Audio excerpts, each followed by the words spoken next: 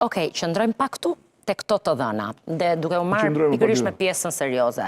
Tjetër që njerëzit në shumicë, edhe në matjet tona, thonë që Shqipëria po ecën në drejtimin e dur. Ama në matjet të tjera, që janë pak më cilësore, kur ne i pyesim njerëzit cilat janë problemet më kryesore që ju keni sot, ata rendisin çmimet e larta dhe koston e jetesës.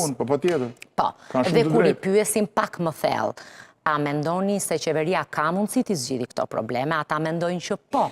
Por qeveria nuk i ka zgjidhur këto probleme, po si pas tyre, po si pas këtyre matje. Dhe po flasë për shumicën. Të gjitha këto shkojnë në harmoni me që po them unë. Pra, njerëzit, pikërisht pra, se ky është thelbi, pse na besojnë njerëzit ne, jo se janë budallej.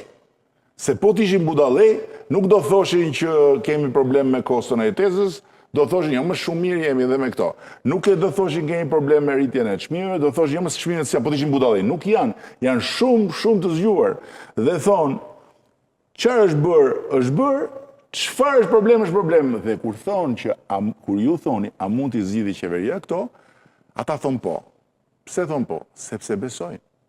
A mundet? A ka është brenda mundësive të qeverisë, ata thonë po? Ata thonë po, sepse besojnë. Po, nga ana tjetër, ka një pyetje tjetër. Cila nga partitë politike mund t'i zgjidhë më mirë këto probleme? Dhe çfarë thonë? Askush. Askush. Tashi ky është më betkot. Jo, po t'i jap të dhënat në sekond, do me thënë janë matje që ripërsërisin të njëjtat të dhëna. Jo, ky është më betkot.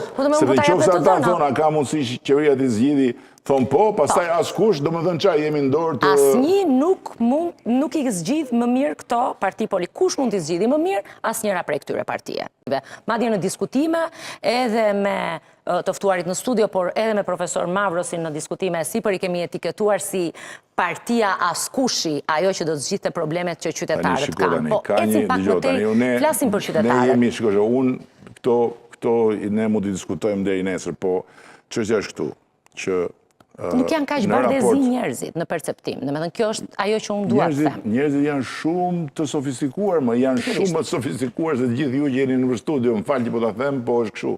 Ore, njerëzit në teren janë analistë shumë më të thellë se sa ata që mblidhen ju këtu për studio, më vjen keq. Jo, unë po flas për të dhënat që sjellin mendimin e njerëzve. Sepse ka dhe se nuk është mirë, se s'janë gjithë njësoj, po pjesa më e madhe atyre që vinë këtu si analistë, ata nuk kanë, unë analistë si ata i gjej në për kafene, në për taksi, në për Shqipëri, shumë më të zotë.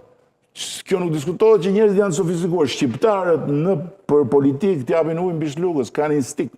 Nuk gabojnë, nuk kanë gabuar asnjëherë, që nga viti 1991, e kam thënë këtë, nuk kanë gabuar as edhe një herë. Po si gabuan shqiptarët 50 vite në komunizëm? Çfarë ndryshoi në mençurinë e tyre? Po pse ku e patën shqiptarët në komunizëm mundësinë që të zgjidhin lirisht tani se po më habit. Ja, shef çfarë pyeti. Jo,